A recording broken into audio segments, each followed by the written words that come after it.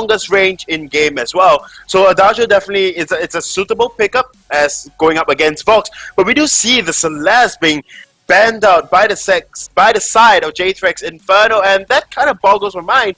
I mean, we did see Chingy bring out Celeste, and Celeste, as we agreed on, Shattered Glass is the go-to first item, maybe followed by Dragon's Eye, if not then a Broken Myth, and Eve of Harvest or something afterwards. No matter how you build it, Celeste still has got a power spike at level 8. When she gets her item, she's just very, very strong because she can just lay down landmines. But as a ban, I personally don't think it should be prioritized. It shouldn't be of any form of emphasized at all from the side of J3X Inferno. However, we do see the Arden being banned out by Impunity, a much more meta ban coming through from the side of Impunity. The side of J3X Inferno, they can't really just settle for anything. They can't settle for an assassin if they want to. Assassin meta has been all the rage these days.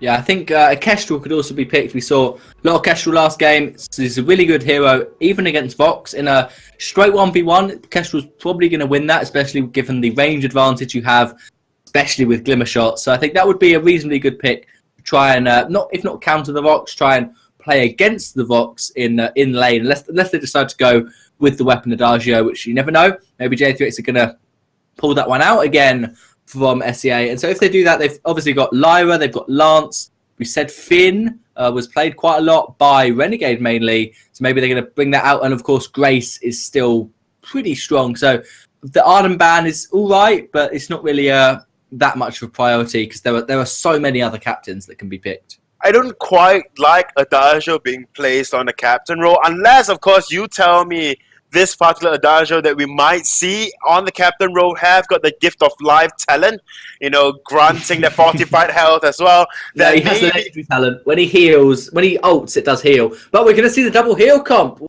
old school from J3X, despite the fact they're up against a Vox who has guaranteed mortal wound as the first item. And we will see a Rhyme coming through from the side of Impunity. A lot of talks have been on this Rhyme. We have seen constant and consistent bans of Rhyme in Vainglory8 EU and NA, but not quite yet in the SEA. A lot of people are just not, a lot of players are not prioritizing this Rhyme whatsoever. Granted, you can pick out the Sky, you can pick out something that outranges Rhyme and just play against it. But Rhyme is just so strong currently, and he is basically the king of jungle. Right? Maybe we might see an Aftershock Rhyme coming out from Impunity. I mean, they have quite a robust team of analysts behind that. And maybe Aftershock has been in talks. But there you go. We do see a Sky coming out from J3X Inferno. Sky does very well against a Rhyme, unless Rhyme builds very early movement speed. I completely had a mind blank. J3X Inferno. And yeah, with that, I was definitely following alongside you guys with that draft there. And to see the Vox and Rhyme end up on one team, you've got this one team that's quite the current meta. These heroes that are both really strong right now. I mean, Vox has never really fallen out of the meta, to say the least. But when we look over to the side of J3X Inferno, they've got, you know, this double healing kind of comp and the Sky pickup, which I don't think is bad at all if they're able to keep their distance and kite away. But there's going to be the lockdown coming out of Impunity as they go on to iBaby, picking up the first blood, following through with the second blood. And that is why this comp is probably going to work out well for them as long as Quisi can continue to Lambos and Pales. It provides an easy opportunity for Blue City to get onto those targets. None of the heroes really have very good ways of getting away from that, other than Sky with her target lock, of course. But it's not like you're going up against a Gwen in the lane who would be able to use the skedaddle to escape those kind of root moments. But here we see that Adagio might be alright in terms of going up against the Vox on his own. When we look at Adagio Vox, the kind of playoff there, the only problem is you've got to look at the whole team comps as a whole for each team. And I would have to say I'm preferring what Impunity's picked up for this draft. Well, very similar thoughts here, but in the early game, definitely J3X Inferno will have the push in lane and the pressure as well. The range coming out from both Kahlua and iBaby. And it looks like Kahlua going to take a fair amount of damage. Blue City trying to catch them out, but we also see Nibim rotating up to the lane, putting the pressure down with that forward barrage. Blue City, meanwhile, keeping them at bay with the Winter Spires and looking for just any opportunity to go into them. But Kahlua on that Lyra is going to have that Imperial Sigil available to help with the sustain for the team. Nibim pushing in fairly aggressive here, looking for Quisi under the turret, gets him fairly low, going to use the Surge Strike to get around, but no one's going to be able to find the kill, taking a fair few shots from that turret, might just have to back off into the jungle, and could be looking to steal some away from the Rhine. They will be able to take that mid-tree and now Vox already forced to back it, or it looked like he is considering it, and this is the pressure that Baby's able to put down on his own. Now we do see Blue City getting pushed out of his own jungle on this Rhyme. Yep, and I was saying earlier on how strong Rhyme is in the current meta. Although we saw some changes, saw some nerf onto Winter Spire, the initial damage and the explosion or the exploding damage for the Winter Spire as well. But coming into this, in order for Blue City to just catch up onto Nibim, he must constantly have got his boots up. On top of that, besides the boots being up, he needs to have a 1-up in boots. So if Sky has got to travel, Rhyme must have the journey, right? In order to just to have the extra movement speed going up against Sky, so as to just land your basic attacks, and then of course land your Winter Spires and your Chilled Winds as well. But we do see a lot of pressure coming through from J3X Inferno. Look at how low QC and ZefQ are. They're just leaving Blue City on this little old feeble man to protect this and hold this turret. Yes, but the old feeble man might be all they need, but it looks like Lance going to fall as he did stay around that turret. I'm not sure why he didn't back with DefQ. I believe especially in the early game, Blue City would have been able to hold it on his own on Rhyme. So especially once you get those Winter Spires off, you can start game before fight health as the minions pushing. But you could see before Kahlua doing a great job with the Imperial Sigils. Of course, it's not going to do much damage as you're playing the Roam support Lyra, but was just doing a great job of constantly catching out Quisi and DefQ from backing. Yep, we do see all three members of Impunity once again in that of lane, just trying to apply as much pressure as they can, not allowing Baby to farm, but we looking over at CS and talking about farming. Baby 48 CS as compared to DefQ's 35. But going back to CS, or rather not going back to it, but leaving that aside, we all know Impunity, what they excel at is teamwork and basically just moving and maneuvering very strategically, in a sense where in the late game it doesn't quite matter in terms of CS. They just can't win just based on team fights alone, and if they win just 1 or 2 team fights, they can definitely catch up with their CS on DefQ for the CS. And we do see the Sorrow Blade already completed on Baby, and yet DefQ only sitting on their Poison Shift, definitely taking a lot of damage. Yep, and we now see them trying to put some pressure on the turret, but are going to get punished for it. The Impale lands and followed up by the Giffian Wall will stun them up for a second, but defensive use of that death from above. DefQ going low is going to fall to the Adagio, and now the instant pressure being put on by J3X Inferno. They want this early turret. They're trying to push the minions in under there. You can see now working on that turret. Need to be careful, taking a fair few shots from it as well, but Blue City, without being able to land those Winter Spires, isn't going to be as useful and definitely not as tanky.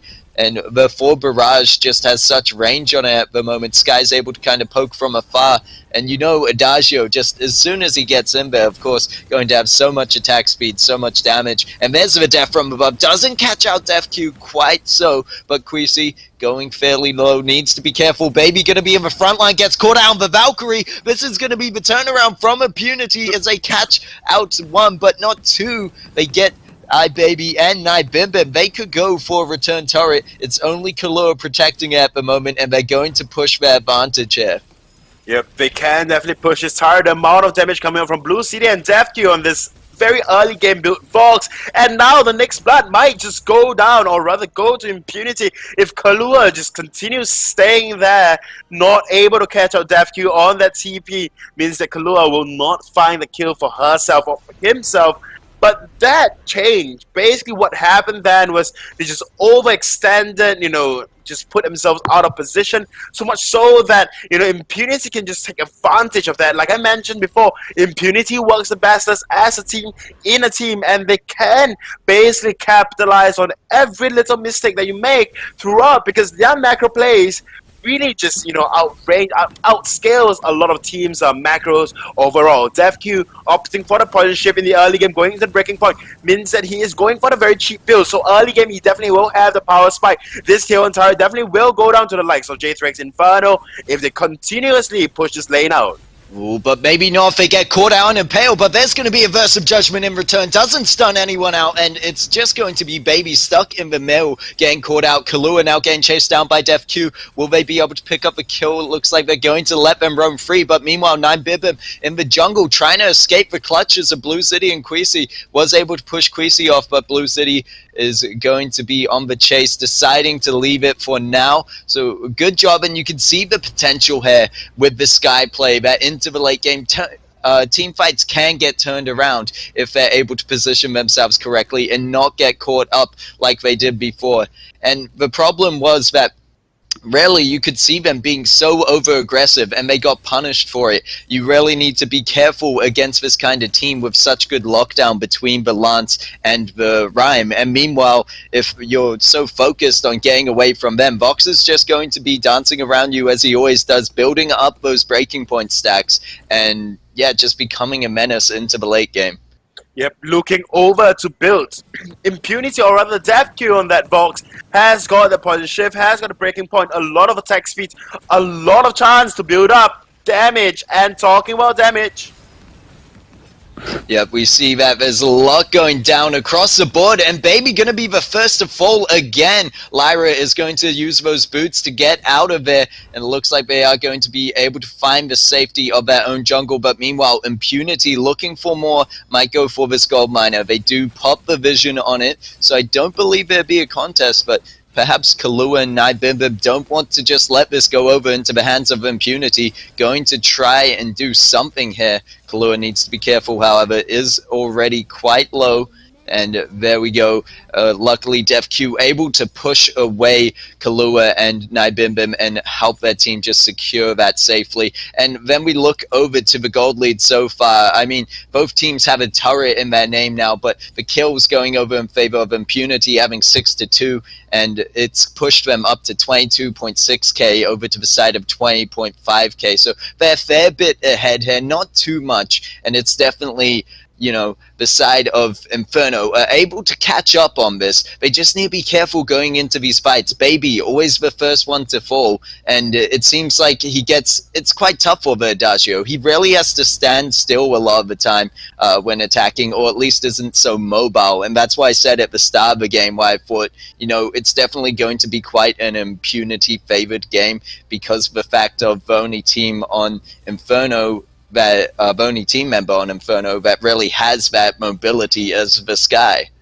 And we saw this team lineup before, and we saw this composition before. Just in our first game, our first series, the first game of the first series, we saw Rhyme going up against Adagio, and Rhyme just does so well because of how immobile that Adagio is. And as long, I mean, 9bibim is there, true, to just keep Rhyme off with those forward barrage, but it's just not enough just yet. I mean, 9bibim really needs a Frostburn going into the Dragon's Eye just to build up the extra stacks, extra CP, for the extra slow as well. And the amount of CCs coming out of 9bibim, if she goes for the Dragon's Eye very early in the game, will be immense and tremendously helpful in team fights. But at this point in time, we are looking at 9bibim, and she is settling for the piercing shot. Not a bad pickup, 12% shield pierce. Shield pairs have been changed. Minimizer mentioned it. I mentioned it in the previous game. But 9bibim, on this Sky, I just don't quite feel, I'm not quite feeling the build coming out from the Sky at all. Dragon's Eye would have been a much better item pickup with the Frostburn. It just gels so well. It works so well, the Frostburn. And with that Dragon's Eye, you can just build up so much stack in such a short period of time. If you just stay in a team fight. I mean, your for barrage lasts for like what? I think like what, 6 seconds, 3 seconds, 2 seconds, something along those seconds line. But yeah, I'm quite unsure. I don't think it's 6 seconds, but yeah, I don't think it's so, a fair few seconds, and I understand your item choice kind of consideration there as to why you should pick up a Dragon's Eye instead. And I think overall, this patch, Dragon's Eye, just such a great item, and as I said before, really brings out the strengths of a lot of new heroes and has shaped the meta in a lot of ways. Hence why Rhyme, being one of those heroes, is also quite good with the Dragon's Eye when you get into those fights. However, both of these heroes here, Sky and Rhyme, have neither gone for this Dragon's Eye yet, and I think it's quite tough in general just for itemization with Sky still. Sky can be alright, but as a Sky main, I think that there are just a lot better CP picks out there at the moment. In this situation, however, against the Rhyme, it wasn't a bad pick to really, you don't want to be up in Rhyme's face, you don't want to have to go on a 1v1 directly with him. Instead, you want someone who can kite around him. Well, definitely. I mean, that Rhyme coming out from the side of Impunity was definitely not a surprising pick. I mentioned in the first game, in the first series, Rhyme so very strong currently, and yet not a lot of teams are actually prioritizing him in terms of bans. I mean, they probably have got some way to work around Rhyme in, you know, ranked games or even like scrimmages that they had between each other. But you know, coming into a competition at this level, Rhyme should be considered as a worthy ban through and through. He's just so very strong. He works very well with CC heavy comms, and it just protects the back lines so well because of the amount of fortified health that Rhyme receives, right? The longer he stays in a team fight, the more fortified health he gets, and Winter Spire just gives him so much more tankiness than he needs, right, to stay in the team fight. I mean, granted, a lot of players have thought maybe 2.9.1 has seen enough, right? Rhyme saw enough. Maybe it doesn't work as well anymore. But we are saying so that, you know, teams can still play Rhyme. Rhyme is so still very strong. And another thing that I'll mention would be Lance. Right, in the first game, second game, third game of the first series, we did not see no priority over this Lance or any form of emphasis whatsoever. It's almost as if Lance can have phased out of meta, but now we do see that Impunity bring out this Lance and just playing so well, sneaking a gold mine under J3X's noses. Yep, and that's going to push that gold lead even further. Now they're sitting at 32.9k over to the 29k on the side of J3X Inferno. So if they really are falling behind here slowly and slowly, I mean, as to say that it's not lost yet, as I mentioned before, and it's all going to come down to the team fights, but right now it really just doesn't look like J3X Inferno want to go looking for those team fights. And do you think they're better off to try get those team fights now with early Kraken being up rather than risking it and waiting so much longer into the late game? Well, I think in the late game, DevQ on this Fox, although I constantly say that this build is for the cheap, I may have to hold my point. Yep, we see the wait for it coming out onto Baby. Whether Impunity are going to push off that one is the question. They will be waiting for Quisi more than likely to land the Impale for a good solid engage. Blue Z trying to push up through the top of that brush there. Does land the Winter Spire, but as you said before, is going to need to use those boots if he really wants to commit to something. But I do think for the side of Impunity, they're being quite patient here, waiting for Quisi to actually go over the wall with the Impale. Lands on Denied Bim Bim. Death from above going to be used. Valkyrie manages to land on the backline, but doesn't stun up anyone, but it's going to open up opportunity for DevQ to get onto Baby. Great use of the Giphian wall to pull him there. Quisi so very low, but it doesn't matter because DevQ in that front line doing work. Game those breaking point stacks is going to be able to take out Baby and Nai Bim Bim once again. Kahlua on their own, and DevQ able to take a turret with that. Might even push for more, knowing that Kahlua is only there. Not really going to be able to stop them unless they're able to clear those minions, which luckily it's the least Kahlua can do. And now we do go over to the rest of the team of Impunity who are making work on this Kraken. They're definitely going to be able to take it. And now there's a bit of trouble. 3 turrets left for the side of J3X Inferno, and they're going to have to go face-to-face with Impunity as they push in. So now they are forced to fight. They lost the opportunity to choose their engagements, as they're now going to have to defend their base. And we do see Lyra getting caught out with the Githian wall. Death from above does not catch out Quisi, though. Great use of the Impale. Quisi just doing amazing work on Lance this match. And we see Blue City going to chase down Sky. Death Q picking up the kill there. And now Baby is the last one left standing there in such a worse position than they would have been anyway, having to go up against Impunity defending their base, because now they're all going to get taken down. There's the ace, and that's more than likely going to be game with a full health Kraken pushing in and the turrets falling so quickly. What a controlled game, and it's such a paced game from the side of Impunity, definitely showing they are still the top dogs. They are still very, very strong. Granted, I want to say that J3X Inferno did not draft in any form, in any way terrible, but just looking over the Death Q's build. So constantly for a while now, I said that, you know, Vox's build generally is very, very cheap, very economical. It works very well in the early game because of the poison shift for the extra sustain into the mid game, but it falls out in the late game. However, Death Q on this Vox changed it around, you know, and just do it, you know, in such a way where he go for the poison shift into the breaking point and then settle for 2 Tyrants Monaco. That is a late game build. That needs a lot of farm, and Death Q definitely executed this Vox, and it's built very, very well. Yep, and I do think that the side of Impunity, as for their draft being good at the start, I thought overall they did execute their builds, their plays well, and you're right, it did seem very controlled by the side of Impunity, and I mean Impunity, another one of those top teams. It's why they get there. They always, or I wouldn't say always, but you can say definitely most of the time these guys are in control of the matches that they play, and they really get to force and flow the game the way they want. Yep, and okay, and Impunity has always shown us how deliberate they were. They are in terms of engagement, and we saw in one of the fights in the very early game when J3X Inferno was on a 3-man siege on the first turret of Impunity. I mentioned then that J3X just overstepped the boundary just a little bit, giving the side of Impunity a slight advantage when Death Q came back with extra items immediately.